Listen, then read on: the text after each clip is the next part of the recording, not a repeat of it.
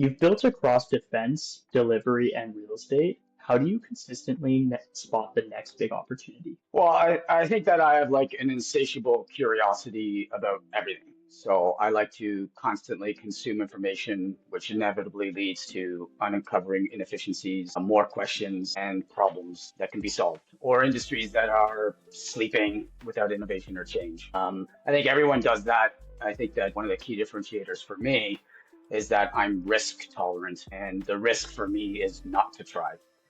So I'll invest in something that I think that makes some sense. And probably more importantly, I'm a doer. So I not only see the opportunity, I dive right into it and get it done. So after you've dived in a bunch of times and you failed and succeeded, you end up with your own recipe book on sort of how do you build a solution and the resulting business around that solution. But don't get me wrong, there's been a lot of failures along the way, but that's the best way to learn, right? So if you fail, you really learn and you don't do that again.